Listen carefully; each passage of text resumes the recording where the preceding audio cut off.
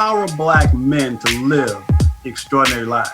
Shatter the stereotypes. Power Black men. Power Black men. Shatter the stereotypes. Power Black men to live extraordinary lives. Shatter the stereotypes. Shatter the stereotypes. Power Black men to live extraordinary lives. Welcome to Shatter the Stereotypes, where the intention is to empower Black men to live extraordinary lives. This show is based on the simple idea that every Black man is capable of creating inner peace, dynamic health, great relationships, and financial abundance. Therefore, we provide insights and strategies to educate, motivate, and inspire Black men to reach their full potential and create the life of their dreams. So if you're ready for some high-octane motivation and inspiration that supports and empowers you to live the life you were born to live, get ready to shatter the stereotypes so you can build a life that lights you up and positively impacts the world. So now, let's shatter the stereotypes with your host, Coach Michael Taylor.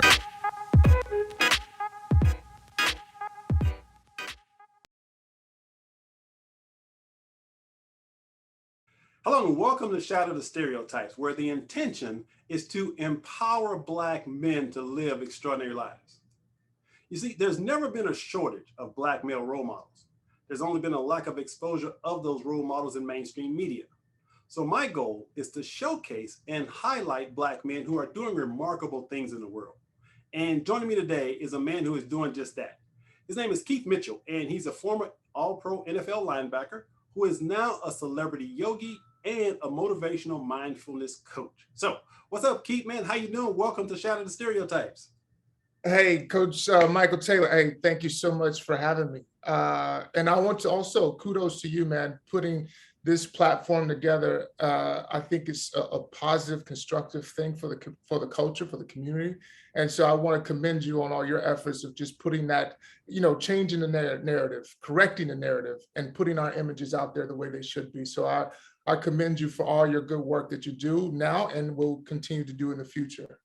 Appreciate that, my man. I really do. And again, it's just my absolute honor and privilege to have you on the show because you are shattering so many stereotypes. We're going to talk about a lot of different things, but let's start off with just a few icebreakers. So tell us where you're from and tell us a little bit about growing up. What was that like for you? Man, I grew up in Texas. Texas, yeah. Yeah, that was Texas. And, my parents, from East Texas, my father's a preacher. It's like one side of the family were all preachers and on the side was just all that kind of doing the worldly things, as they say, in the streets. And so I had a choice. So what I guess I chose to go in between. I go in between both of them. So I kind of just adapted to it. Cousins and so forth, influences on me. And one side being the youngest of the cousins, because we have a big family, and on the other side being the oldest. So I kind of got the aspects of both worlds and kind of made it my own. So whatever that is, I'm that. So name a woman who's inspired you to be who you are. I got a picture of it right here. Look at this, Dr. Frances Cress Welsing. Oh, nice. Amazing psychologist who studied, her book was the ISIS Papers, just really getting the brother to think from a psychological perspective, realizing the mental work that we all need. It really changed my whole evolution as I got into the mindfulness practice or even the contemplative meditation practices. It began to really hone it in to what it is for me. Like I always say, the tangibles for a Black man living on this plane, looking to be in that elevated state of thinking, of thought, and even sharing the practices and the ways that I can share it that can be more tangible for people. Because sometimes we get into the esoteric talk and it's so in the clouds. And so I like to just kind of ground it with tools that we can actually navigate with, on this plane. So I would say this woman here, Dr. Frances Cress Welsing, if you don't know who she is, I advise you to go and find out. And tell me the name of the book again. The ISIS Papers. Okay, I've heard of that. Yeah. I'll have to put that on my list. Yes. So name a man that you look up to and admire. I've had a couple. I was first started with my father. My father, married to my mother 47 years now. always been a staple, alpha male in my life to really provide that discipline for me. And so my number one fan, my father, but also I have to go to another man as well. So I have two, if you don't mind. Dr. Sebi. Dr. Sebi really just changed my whole outlook on nutrition and the value of nourishment in the body to really not just function a certain way and move a certain way in the body, but also think a certain way. Is how we fuel consciousness, that really just where he was able to elevate my thinking with all the practices that I have been engaging in. So Dr. Sebi and my father. Nice. Now, you like movies? I love movies. I love movies. Name a movie that you love. Oh man, a movie that I love. I'm gonna have to just put it on a constructive note because that's just where I am. I love what my brother out in LA is doing, Hidden Colors, and his sequences. I don't know if you're familiar with Tariq Nasheed, the Hidden Colors series. He has 4 of them, and amazing guy who's put these documentaries together that really showcases Dr. Francis Cress Welsing, Dr. Sebi, and various other teachers, Layla Africa, that I've gotten a chance to. A lot of these guys I've studied under, so this is why I'm an advocate of it, because I think what really added and aided to the dimension of my evolution was grounded it into people who look like myself, who understood where I was coming from specifically, and realized some tools from that to go, again, navigate, because it's all about functionality on this plane of the useful information that we get. Absolutely. Yeah. Now, if I gave you a magic wand and you could create anything your heart desired, what would you be doing 10 years from now? 10 years from now, I would say I'll be doing the same thing that I'm doing. I've had a tremendous opportunity in life to live it in 2 facets. I gotten a chance to live in the know and live in the unknown, or not knowing. I've gotten a chance to play on that level, in that stage where only 1% make it, or 0.001% make it and thrive. I've gotten a chance to come into discovery of myself on this plane as well. So I've gotten to I'm at 50 some odd countries, been to Africa 3 times. Who would have thought, a kid from Dallas, Texas, not ever thinking that I would ever tour the world like this and get paid to do it. But I've been able to live on all those stages, and I'm just grateful for that opportunity. So the magic wand, ironically enough, I've got an opportunity to live it. You already have the magic wand, man. You're just creating that life. That's awesome. Yeah. That's awesome. Now, as a man who happens to be Black, are you optimistic or pessimistic about the future in general? Where do you fall? Well, I'm definitely optimistic. I feel we have to be, because if you look at it and you focus in on the negativity, that a lot of that negativity, those stereotypes are being projected on us. A lot of the media comes with their own agenda. So I feel, as I go and have engagements like we're doing now, gives me the motivation, gives me the inspiration to keep on doing it, because I'm seeing the turn. I'm seeing the whole pendulum turn to a whole different state, to a different side. So I'm definitely optimistic on our world and where we are as a culture, as men thinking and empowering ourselves. So I'm definitely optimistic about that. Absolutely. So now I want you to introduce Keith Mitchell to the audience. So tell them a little bit about who you are and what you do. So again, my name is Keith Mitchell. I do a lot of things. I have a book coming out, the Mindfulness Playbook.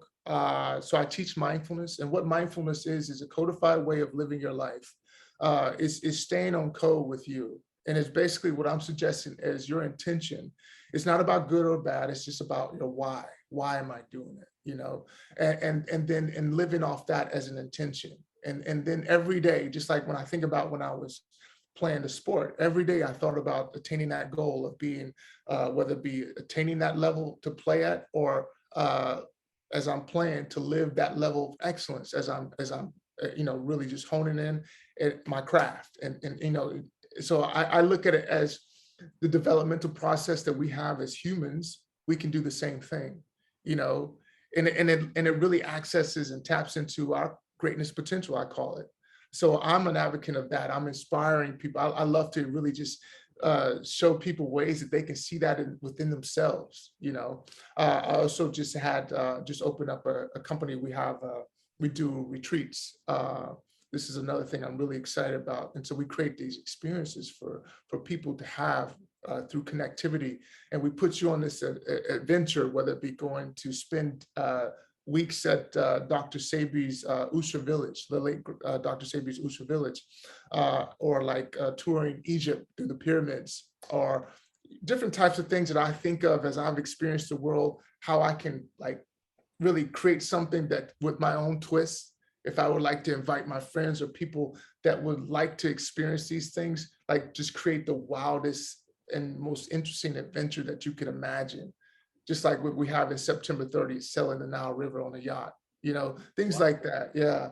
Just cool things like that. And I make it affordable too. So the prices are not extensive either, but you just learn ways to do it. So when people who have the curiosity to travel, it's the burden of like, go here, go there. They don't have to worry about it. I got it all planned out for you.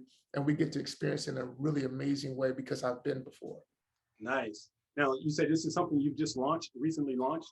I've been doing this for a while, but I say the September 30th retreat we have is in Egypt. And so that's coming up. So if people are very interested or want to go to my website and see, well, there's an opportunity to do so to catch this next one. Well, give them that website name right now. Okay. Them. Well, my website is keithmitchell59.com. Okay. And so the information is there, and we'd love to have you join us on one of the excursions. Perfect. Now, you've presented programs to the White House, Omega Institute, Capitol Hill with the U.S. representatives. So you've done a lot of stuff. So who was in the White House when you went? Obama was in the White House. Yes. So Michelle had us come down for her Easter weekend event. So I did a meditation there at the White House. Phenomenal. Like I never thought I'd be called to the White House to do a meditation. I thought it would be for playing football, Right. But it's fascinating, right?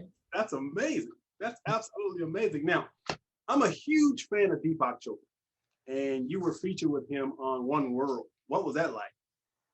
Well, Deepak, amazing person. We connected. I work with this company, Wanderlust, and that's how we really got connected and dialed in. And actually, Congressman Tim Ryan out of Ohio, we did at the ABC Kitchen in New York.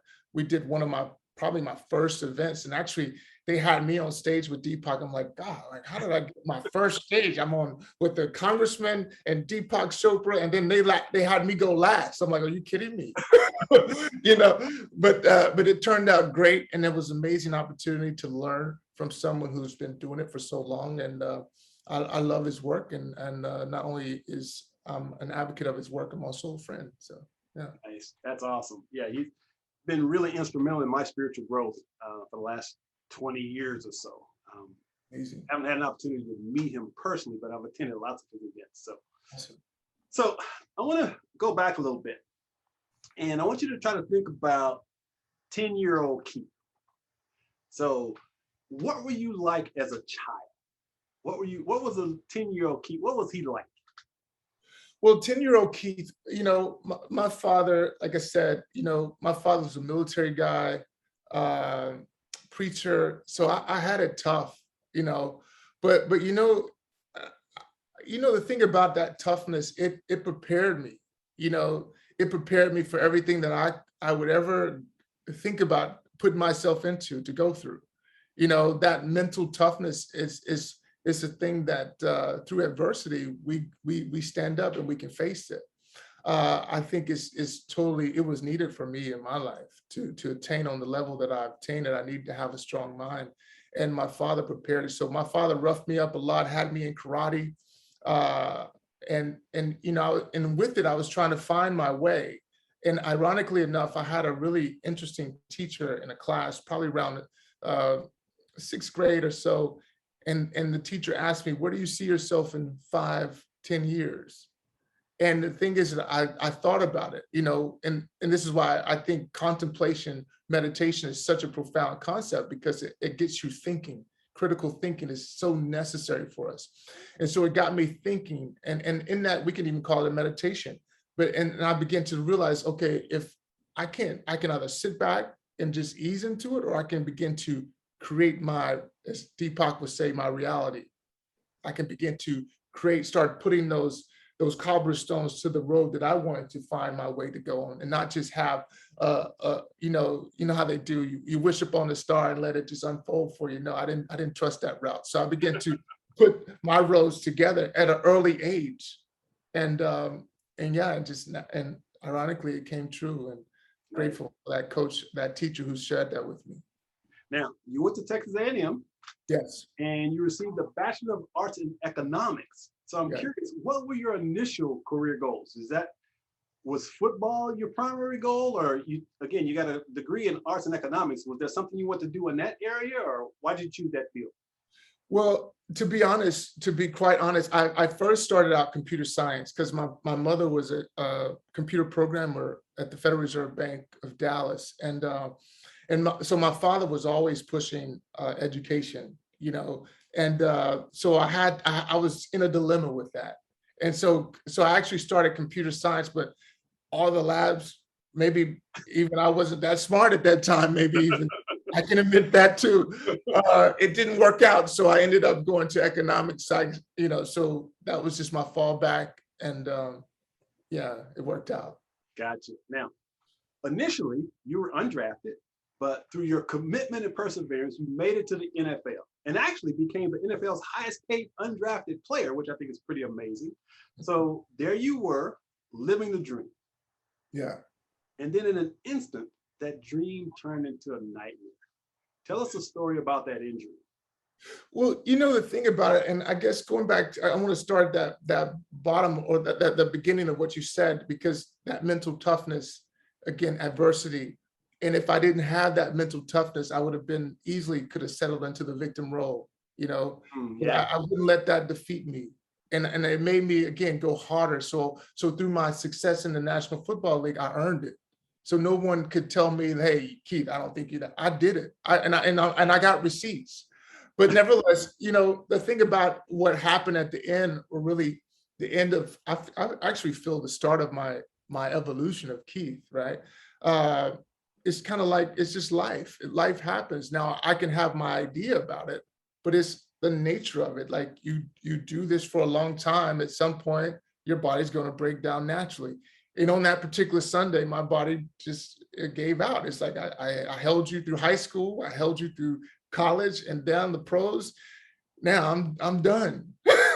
And so making a tackle I had made, so many times in my life, and on this particular tackle, my body wouldn't respond. My body wouldn't move. I'm on the field telling myself to get up, and my body's just numb. And it was in that numb state, I knew I was in some kind of trouble. I just couldn't feel a thing, which was a very interesting epiphany for me, to know you're in trouble, but you can't feel anything. It was very interesting. But that whole trajectory change, or alteration even, set me up for the greatest evolution of my life. And that's why I'm such an advocate of understanding life comes with the nature of adversity. Yeah. How can we prepare to be able to face it? And so when it comes, like, they say, when the world gives you lemons, you make lemonade. So that's the idea. Amazingly though, like you said, I think, that whole mental toughness attitude you had from the beginning is what allowed you to move through that industry. But tell us a little bit about what actually happened, because you were paralyzed, right? I mean, they said you may never walk again or something?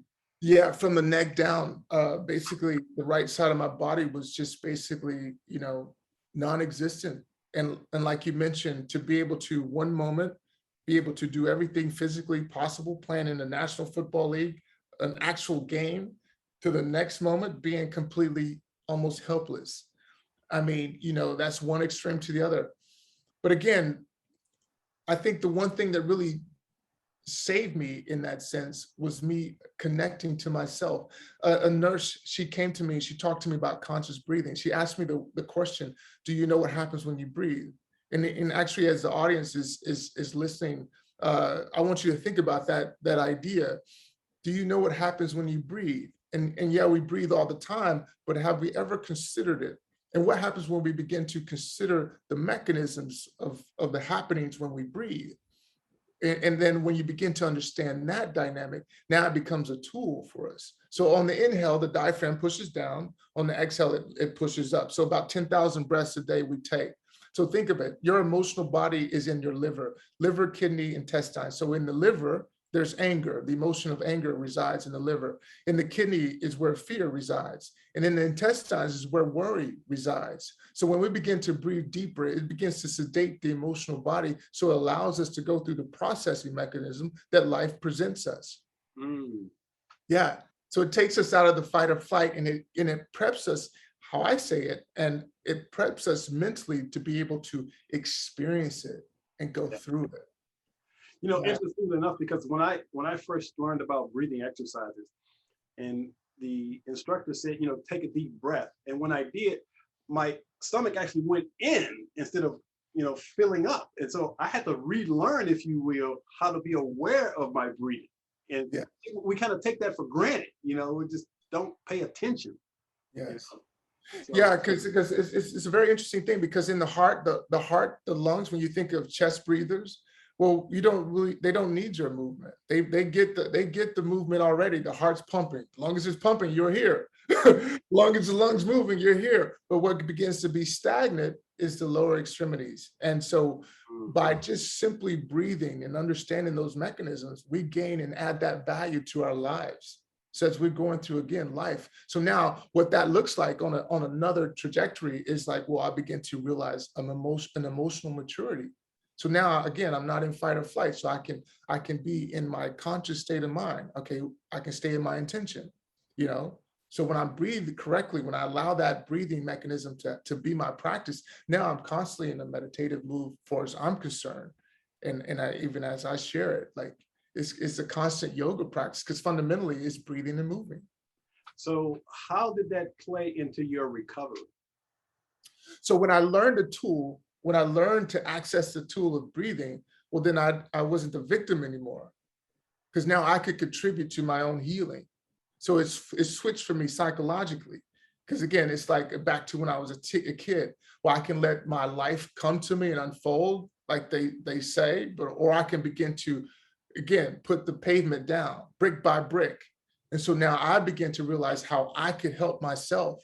And I feel that's all we really need in life, you know, is to understand. It's like that. I think it's a parable. Don't give me fish, but teach me how to fish. So in this state, I begin to realize how I could contribute to my own healing. So now I can pick my own self up and do what I need to do.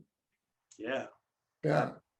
Now, from a spiritual perspective, then, do you see that injury as part of that divine trajectory you're on that led you to become what you are now, like the yogi that you are now? So again, you know, we hear this term, everything happens for a reason, right? Yes. And so you were just, you know, this guy, you're a football guy, and now you're just this amazing yogi that's really impacting people at a whole different level. Rather than just having them cheer for you in the stands, you're literally changing their lives. Yeah. So does it seem like maybe there's a divine incident here that happened? You know, I think if we can all create a story, and if we create the story, we can believe it to be true. Okay. I look at it as I am grateful for however it unfolded. I feel like, you know, if I would have continued to play, then I would have been later in my evolution. I felt like deeply rooted, like, you know, the principles that I had learned from growing up with my family. We had a very tight family. You know, it provided that dynamic, because I grew up with the good intention, if that's even a term. I grew up with the sincerity, that purity of not trying to manipulate anyone, take advantage of anyone. So that goodness was already planted in me, you know, or that understanding of myself was already planted in me. So I think the evolution would have come naturally, however, but I'm so grateful that I'm where I am and how it happened. You know, I mean, obviously I was like, there was a lot of highs and lows now, you know, but yeah, I'm definitely grateful for the journey and definitely grateful for the outcome. Yeah, because I know that thankfully I didn't have the physical trauma and challenge that you had, but the most painful thing I experienced was my divorce. Hmm. And yet, in retrospect, I now see how my divorce was the best thing that ever happened to me. Hmm. Because without my divorce, I would still be trapped in that old corporate job doing stuff that I wasn't really passionate about.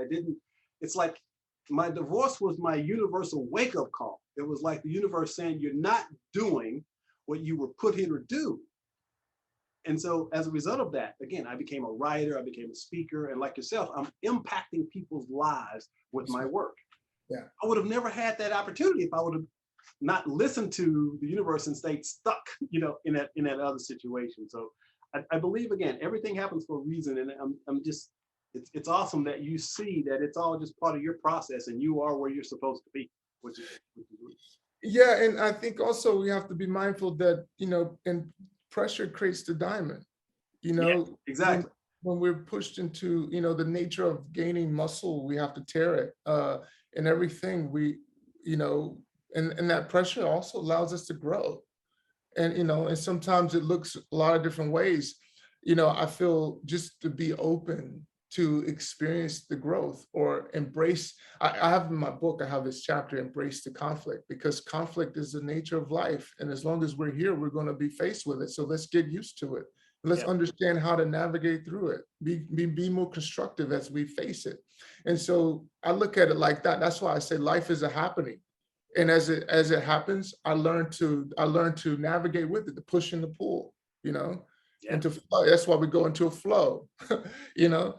And when we can learn to flow with life, I think we begin to be more adaptable. We begin to be less rigid, and we get to experience it the way I feel that humans have the potential to enjoy this opportunity to have and experience heaven on earth. yeah, absolutely. Absolutely. I agree wholeheartedly. Now, on your website, it says Celebrity Yogi. Tell us what a celebrity yogi is. You know, I have to admit, I'm not responsible for those titles. People, that's just the nature in which we live. Right. But I've had an opportunity to work with a lot of people in that Hollywood arena. Tyler Perry, Adam Levine, and Paris Hilton, all these types of people. When I first started out, I thought it was cool to do. It was an experience. And then I moved to something else. But that's just the title.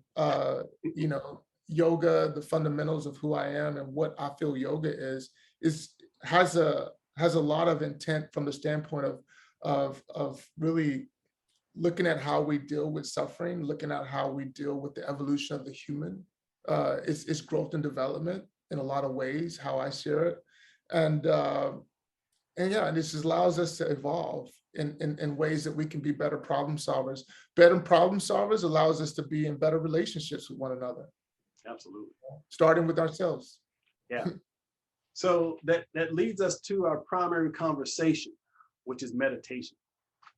And I remember I used to be an atheist, and I was talking to a friend of mine who was a devout fundamentalist Christian, and I was telling her that I was meditating and how the benefits were for me.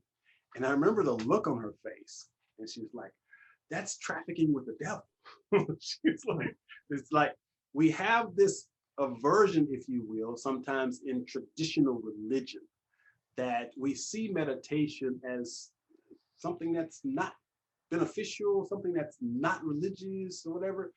So, first of all, what are, in your opinion, the benefits of meditation? How would you define the benefits of meditation? So meditation fundamentally, first and foremost, how I suggest a good meditator, because a lot of times people want to rate themselves. You got people coming out of a meditation talking about, well, I don't know how to meditate or I can't meditate. So I basically set the fundamental, the grounding from the beginning. And so for everyone, meditation to me, as I teach it, is the person who breathes the biggest and the best is is the baseline of meditation.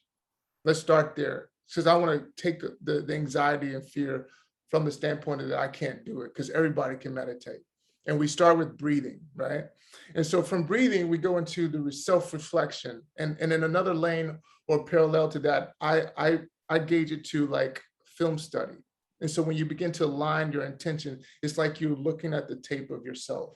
And then and then you can see your existence now. And then the things of the trauma that you want to go back and heal, you can actually rewind the tape and go back into your past and dig some of that stuff up, you know? And then all the dynamics of what I'm suggesting to do as you're looking, just observe, just notice, see it, you know, because a lot of times we have a biases to the things that we, you know, whether it be the people that in our lives or some of our own ways we've done things. So it's an opportunity to just see it and be the observer, not non-apologetically, but just seeing it raw, uncut. So you get to do that with yourself. And and then from that, we go to a mindfulness approach. So as you begin to see how you've navigated, now mindfulness is the execution, is the call to action. So as I get up from my meditation, these situations, the behavior is still there. What am I going to do?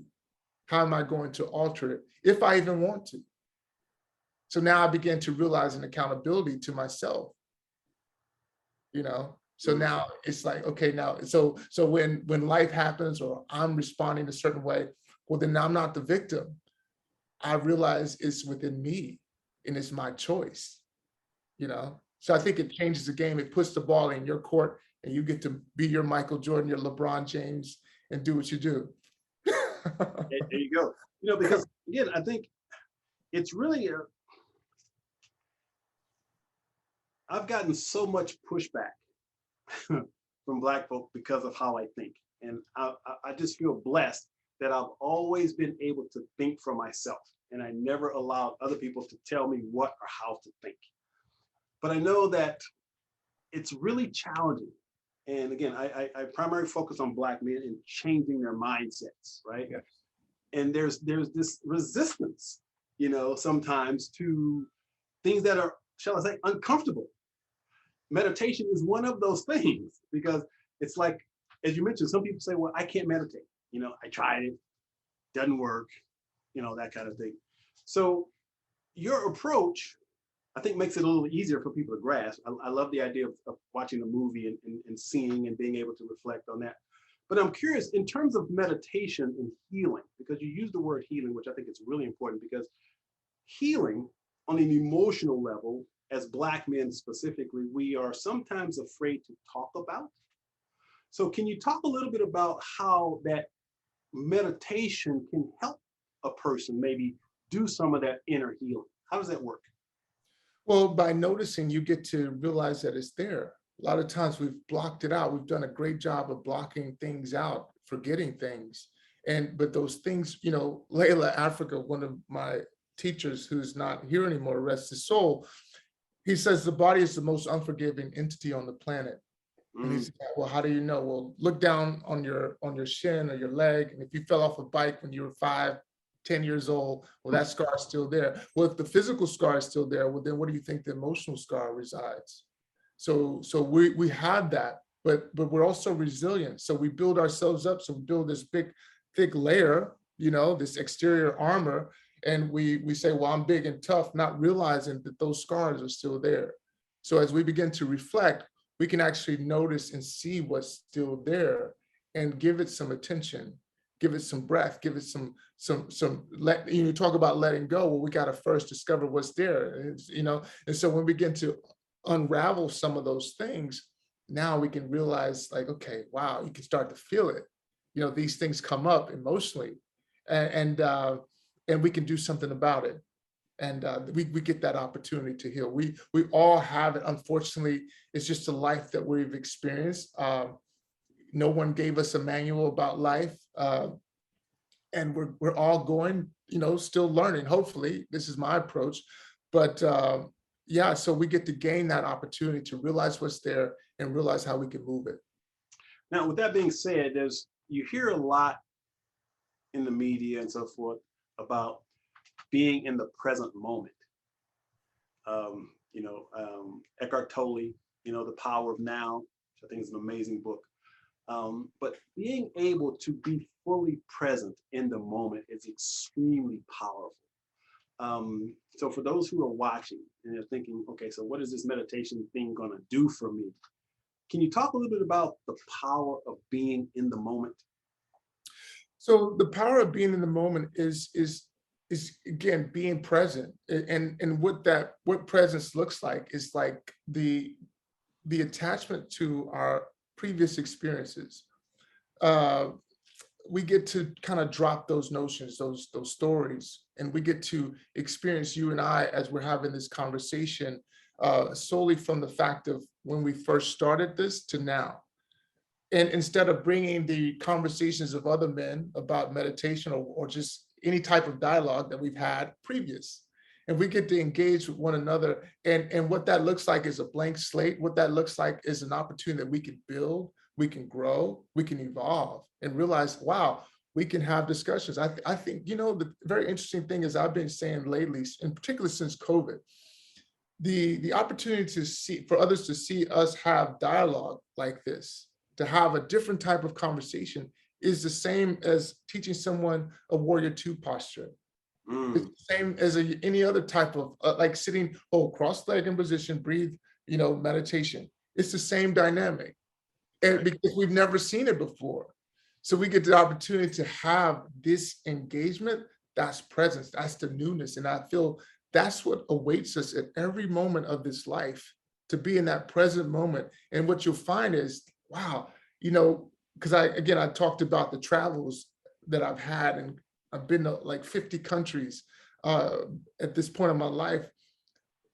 What I realized, as you travel, all the places really, they have very interesting things, granted, but basically they have the same fundamentals. What begins to level up is my ability to experience it, Mm. my ability to be able to take it in, breathe it in, like, wow, the flowers, wow, the greenery, the water, the beaches, the sand. Is my ability to level that up. And the interesting thing about that is what we get to experience when we engage simply as having the dialogue.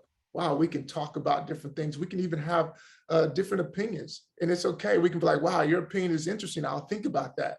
It's a conversation, not an argument, or like this thing that we've kind of been, trapped in. So, Right. and from that, we gain the opportunity to build. I always say conversations are for building, arguments are for winners and losers, but conversations are for gain us the opportunity to build and grow. And that's presence to me. Yeah, absolutely. Now, you mentioned that your father was a preacher, Yeah. and I'm going to assume, and I don't want to make assumptions. So tell me, what religion did he practice? Uh, and he still does Pentecostal. Okay, So Church of God in Christ, that hardcore, you know. gotcha. So I'm curious, how difficult was it for you? Because that's a completely different mindset to shift to where you are more, let's call it an Eastern philosophy, mindfulness, meditation, that kind of thing. How difficult was it for you to make that jump from Pentecostal teachings to what I'll just call it new thought teaching? Well, I wasn't really attached to it. Okay.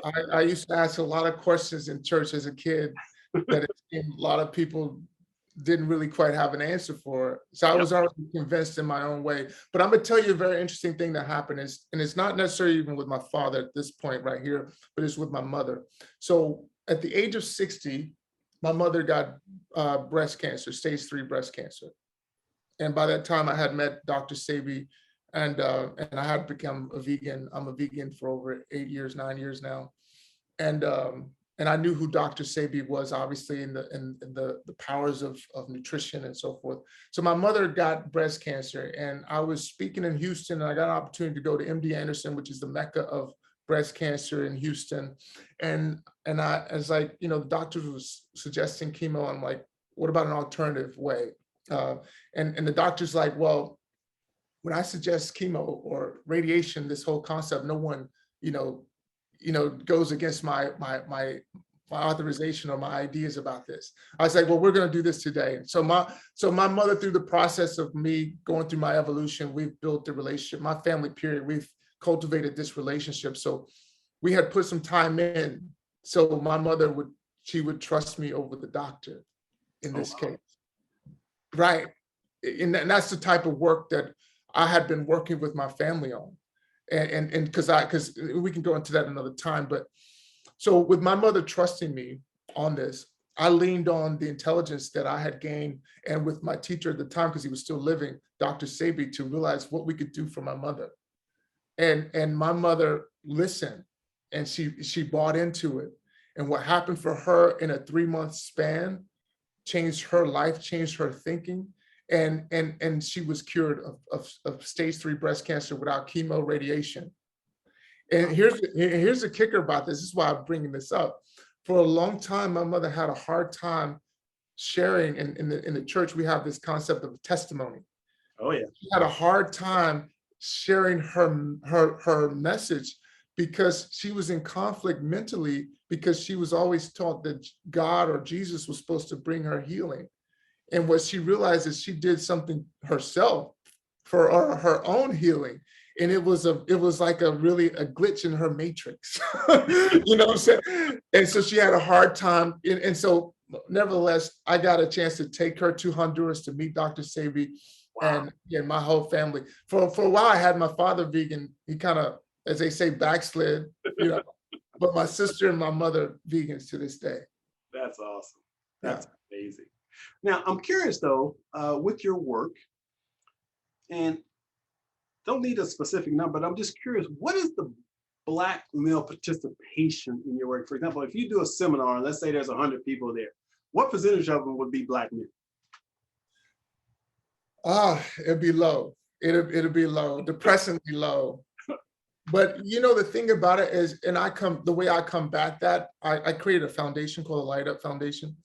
And so with the Light Up Foundation, it's my way to infiltrate those places, like whether it be the police department, where I know there's going to be Black men, you know, nutrition, where I know there's going to be churches where I get to go into and speak about consciousness. And I feel the medication, you know, it's like the doctors, you come into the doctor office, it's like, what are your symptoms? Who's in your family did what? Here's the medication, come back in 3 weeks. And so what I realized also with nutrition, it begins to do the same thing as the medicine. So when you feel yourself differently, you begin to also think differently. It awakens those things that have been dormant. And so I begin to realize strategic ways to really navigate and get the information through to people, whether it be dealing with your sickness. Because like first time when I was like, well, just call on Jesus. You know what I'm saying? You know, but then I'm like, again, got to be compassionate. Not got to be, it's in my heart to be compassionate. Right. So I was like, I want to help you. Here's the information. And just knowing that, you know, it's going to play its thing, you know, that's just the way nutrition, that's just the way truth resides with us as people. So, yeah.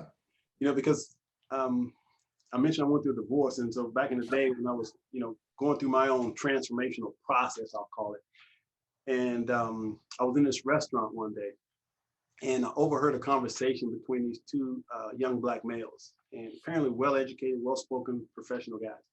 And they were having a conversation about the eradication of Black men from society. And it was just one of the most depressing conversations I'd ever heard. And I knew exactly where they were coming from. But I walked over to their table and I said, man, please tell me you don't believe what you just said. And one of the brothers looked at me and he said, you're damn right. He says, don't you watch the news? He said, I believe in 20 years, all Black men will either be dead or in jail. And when he said it, it broke my heart because I could feel the powerlessness in his voice. I could feel how he had basically resigned to life, that he could not succeed as a man who happened to be Black. Now, as a result of that conversation, because I knew there was nothing I could have said that would have changed his mind. So I put my hand on his shoulder and I said, don't believe the hype, my brother, don't believe the hype. And I walked away. But as I was walking away, there was a part of me that said, you have to do something. You have to do something to change the mindset of Black men. Now, at the time, my life was in total chaos. So who was I to say I could do something? But what I recognized was after I went through my transformational process and started putting my life back together, I remembered that conversation. And I said, what can I do to help Black men change their mindset? And it just hit me, write a book. Now, I knew nothing about writing a book, but I knew that I had had some experiences that I could share with Black men that could help them. So I learned how to write. Matter of fact, I sent my manuscript to like 60 different publishers. I was rejected by all of them. I said, you know what? 60. Wow. 60. Wow. 60. And so it's a funny story. I got 59 rejection letters. I got 1 acceptance letter. So this lady sends me a letter, says, I'm interested. I call her up and she says, man, I love your book. She says, but my research shows that Black men don't buy books. And I went, okay. She says, look, if you're willing to change the title and some of the content, I'd love to publish it. And I said, ma'am, you know, that would be like asking a father to change his child's name. I said, I can't do that. So I turned down her offer and I said, look, I'm going to figure out how to do this on my own. So I actually got a part-time job in a bookstore to learn how the publishing industry works.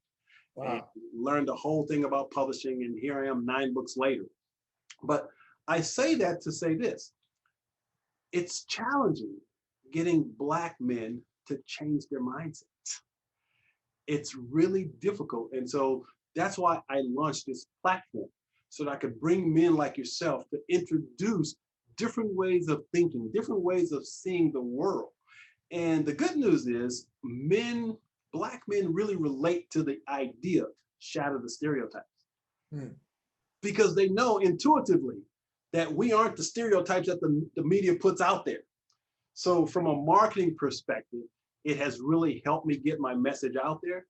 But at the same time, it's really difficult to get Black men to engage in this whole process I'll call transformation. So with that being said, I want to talk about something that Black folks don't generally talk about, which is this whole chakra system and energy. Can you kind of explain, give us a Cliff Note version of what the chakra system is? Well, you know, the chakra, you know, there's a little different variations of it, from 6 chakras, I believe, 7 chakras, to human design. I believe they have 8 or 9. But basically, it's the blueprint of our existence, our physical body, or to even the energetics of our bodies. And what happens is, because we were learned a lot of different things, but we were never learned how to release the trauma. So what happens is we begin to compartmentalize the trauma within our bodies. So we have the root chakra being the base. So things that we've kind of endured with home, wherever the various states of home, we begin to compartmentalize that. So this is why as I know nutrition, a lot of our health breakdowns are because of these things. So men, prostate issues, things of that nature, women in the uterus issue. Then you have the sacral chakra, which is actually where you get into the uterus for the woman, relationships, the love that we desire in some cases, even that passion with it. And then we get into the 3rd chakra, right under the navel. It's the solar plexus. It's the purpose. So in that we have the intestines, is how we feed our food, feed ourselves, the food that we take in. Again, I talked about where the emotional body resides there in that 3rd chakra, how it, the places that we house that. Then you go into the heart. The heart is the anticipation of giving and receiving love, mourning.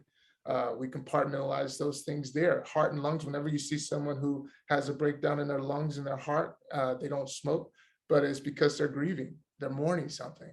And even like in natures of divorce, that's where we get hit, in the heart and the lungs. The throat chakra, speaking your truth, the things that we suppress. I always say depression is a suppression of our expression. To speak our truths, to let it to come out, to have this engagement has to be open up, because really that muscle memory is restriction, because we've had it there for so long. We've closed it down for so long. So now you go into the 3rd eye. It's our ability to see things, see it from different realities, not just how the pictures have been programmed and given to us. So we get to see it from different facets. And the crown chakra is the embodiment of it all. And to realize that when you talk about meditation, not to confuse the audience, but how I suggest meditation is you listening to the creator. Who is the creator? It's you. Absolutely. In prayer, I'm like, prayer is you speaking to yourself, who's listening? You. Exactly. But you don't have to even swallow that. But I'm just saying the reality. I mean, I can go even deeper. We got every cell we have like 75 trillion cells. Every cell has a three energy-based sequence connected to each cell. So not only are we creating our reality with our thoughts, we're also recreating our bodies. We recreate our bodies like every day. We have that potential. So it's like a whole untapped thing that I feel we're tapping into because it's genetically within us, as the original people, in my opinion. But it's like I want to get it like this. I don't want to do this. I want to get it like this, like it's in sync, it's aligned. And so when we go, we go, because we have that potential. Yeah. Yeah. And hopefully I did a good job with that. I mean, oh no, that's perfect, because in summary, I want to sum it up this way. Because as Black men, I think it's extremely important that we connect to that emotional, energetic healing. And again, I'm a huge fan of Eckhart Tolle, and he says that we have what he calls the pain body. And the pain body is basically the chakras being blocked. In essence, when we experience trauma from childhood, that stuff gets trapped in our body. So if we're unwilling to let go of that pain, that trauma inside of us, it will restrict the flow of what I'll call divine intelligence. So what meditation does, what transformational healing does, is it clears up that chakra system, if you will. That imagine that you have this pipe that's connected to the universe, and that divine energy flows through this pipe. Well, pain and trauma blocks that pipe. It blocks the flow of creativity. It blocks the flow of connecting to who you authentically are. So my point here is that we've talked about meditation as a method of clearing that pipe. And I think that's just one of several ways to do that. And so you've put together your new book that's coming up. So I want to kind of plug that real quickly, because I'm making a small assumption here that within the book, you're going to sort of teach people and walk people through this process of meditation and how to implement it into your life. So tell us a little bit about your upcoming book. Yeah, the book covers a lot of different aspects of it, but like going back to what you said, because I think it's because really when you look at medical, like it's an overproduction of mucus, and so that flows when like thought is chemistry. So we begin to extract like cortisol within the body, just a very chemical when we're in the fight or flight, and depending on where we are, this is why Dr. Sebi was profound with this back in the 80s, making these statements. There's no such thing as cancer. It's just an excess overproduction of mucus. So what happens is why in all illness or dis-ease, as Layla would say, is the root cause of anything physically. The physical is a manifestation of what's emotionally happening. And so again, as we compartmentalize these things, what blocks those pathways is the overproduction of mucus. And it goes into these areas. This is why I link it to the dis-ease or the illnesses, because the cancers are just, they give the different names to give the different medications. Right. And so when we can identify that, again, it helps us really identify our healing. But I'm gonna have that in the book as well. I'm gonna have a whole blueprint of you to be the own creator of your own and setting your own intention. I feel like, I played for 3 different teams. Every team has their own playbook. Every team has their own interpretation of the game that we've always played like our whole lives. We have a sign language, we have a language. So when you talk about even the word you use, change, let's change the word. Let's go elevate, because we have a familiarity with the word change. So a lot of times we begin to, that word begins to be the burden. So it's like, okay, we elevate our thought, or we propose the thought, and so and all we're doing is thinking about the thought, and you run that through a formula. It's like, there's so many different ways. So I incorporate NLP, concepts of hypnotherapy, that you can hypnotize yourself. And really what I mean by that is, the mantras that you can use, or a sequence that you use. I have meditations in it that you can play out to tweak your thinking, and realize your thought, And I think the thing that's also interesting and I have to tell you, like, because I first started under and learning from J. Krishnamurti, even though J. Krishnamurti wasn't alive anymore, when I got the book from Eric Fromm, The Art of Loving, which was a profound book that changed my life. But really what grounded me is when I had found Black teachers. I never had a Black teacher who was teaching me about health, about even social injustice, like a Francis Cress Wilson. I've only had people who was talking about a Bible. You know, I never had that. So it really grounded me in, like, okay, as a Black man, how this was fundamentally affecting me and how I could actually move this thing forward. Yeah. And so for a lot of men who are there, whether whoever it be that you find that you resonate with, I mentioned Hidden Colors has several, like whether it be from anthropology to spirituality to nutrition, whatever, it begins to spark something because we never had this in our lives. Even my first yoga teacher was an alpha male out of Dallas. His name was Chinook. I had never had an alpha male hold presence with me to say, okay, you can do this, to encourage you, like to be compassionate with you. I've only had people screaming at me, run there, do this, do this. You know, I never had someone to extend that softness with me. You know, those are dynamics that you would know. I'm already convinced that you would know, Michael, that simply those subtleties that add so much value to men as we're, you know, finding our way. Yeah. And particularly Black men as we're finding our way. So we're going to have some of that in the book. And so I encourage you, we're going to have an audio version, and we also have meditations that you can actually purchase now on my online deal. And we kind of break down some of these things and maybe a little bit more drawn out perspective, but something that you can refer to on a day-to-day basis. But yeah, that's the book, and hopefully you enjoy it. And remember that it's a journey, not a destination. Yeah. Yes. Life is a journey, not it. That's one thing that I've definitely learned is I've been doing this for 25 years and I'm still growing. I'm still learning. I'm just committed to becoming the best version of myself. And so my hope is that after you watch this and you log on to Keith's work and use this as a tool, because he can provide the tool, but the tool won't work if you don't use the tool. Yeah. So with that being said, man, I want to give you an opportunity now as we wind down just to kind of share your final thoughts, whatever's on your heart to share with the audience. Go ahead. So we'll go into meditation. I know we wanted to kind of touch into that. Yeah, is that time? So if you're in a comfortable place, if you're driving, I wouldn't suggest you do it now. Tune back into it. But like if you're at home, you're in your office, just kind of get your spine erect, just for the alignment of the body to just kind of take in and receive. If you feel compelled and open, maybe you begin to close your eyes and just maybe listen to the words and just acknowledge yourself breathing. Just inhale through the nose and exhale side out the mouth. 2 more times. So big inhale through the nose and exhale side out.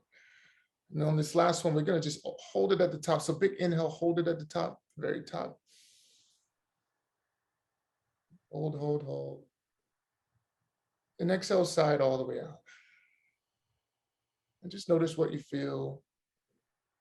In my opinion, this is what we begin to realize is presence.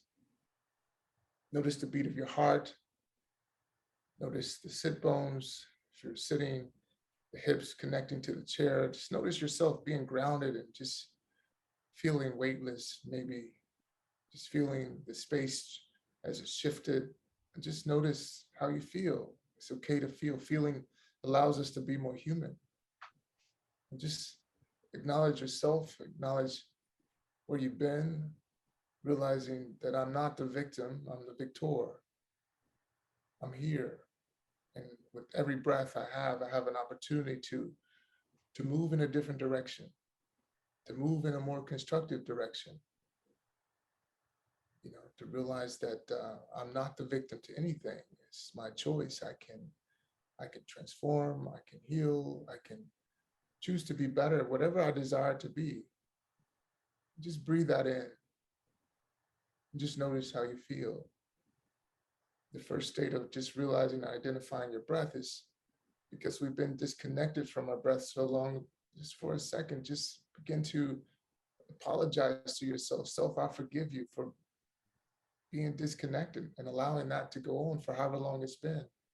Not to marinate in it, but just to consider it and realize it.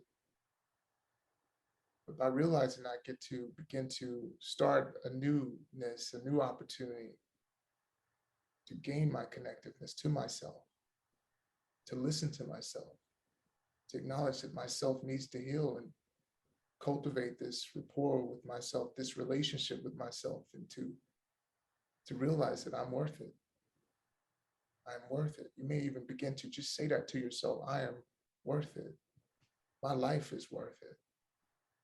My endeavors, my dreams are worth it. The love that I can attain in my life is worth it. And just breathe that in and just notice how you feel. Just for a few moments, we'll just sit and reside in that for a couple breaths and just sit in a couple breaths of silence and just allow that to just bathe you, nurture you with your breath.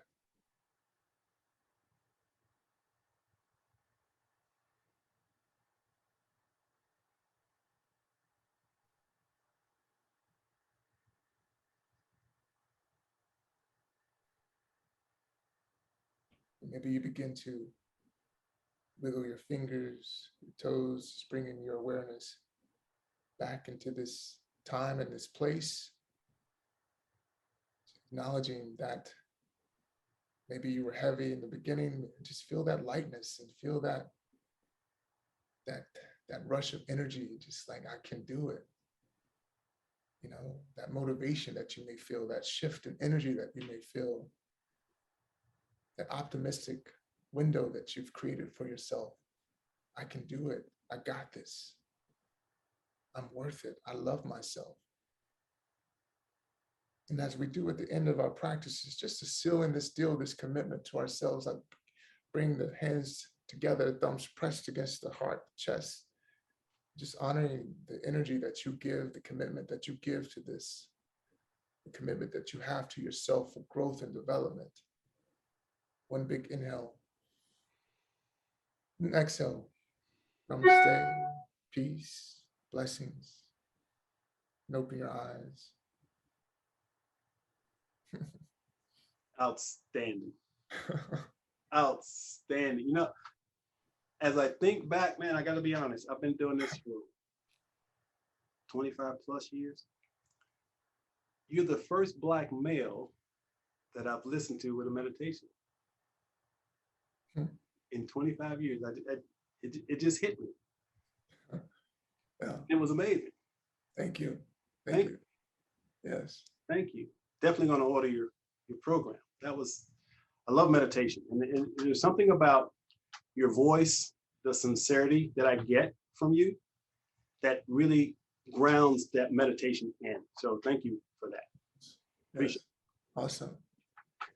Wow. Okay. See, now I'm all energized, man.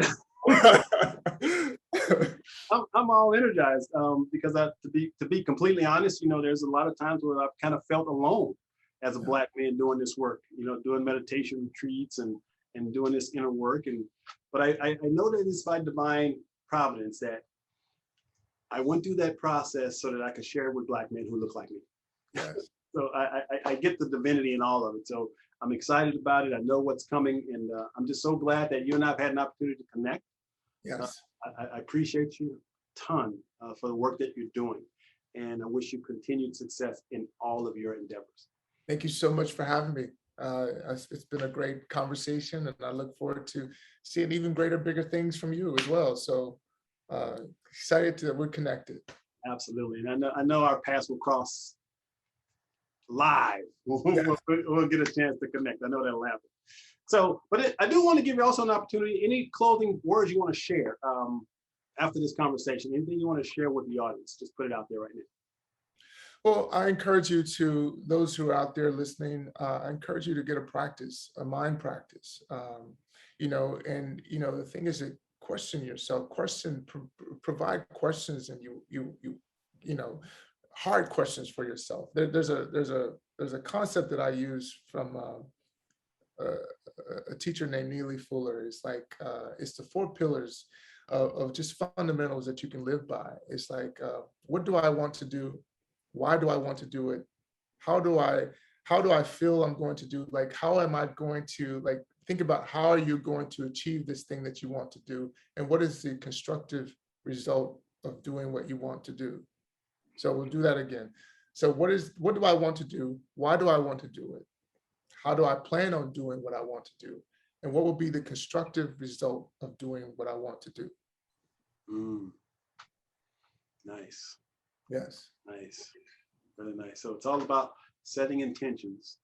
Yes. And then following your heart to guide you to fulfill those intentions. Yes. So again, wow, thank you. All right, so this has been another episode of Shatter the Stereotypes. I can't speak highly enough about the power of meditation. Yes. Without question, I am where I am today as a direct result of my commitment to my meditation practice. So if you have not done it, try it. Try it. Make it a part of your life, because every area of your life will be enhanced the more you do it. So just commit to it and know that it's possible for you to get to a place of inner peace, serenity, and connection to self. Ultimately, that's your goal, connecting to self. So again, we'll see you next episode. And once again, Keith, thank you, my brother, for showing up. Thank you for having me. Yes.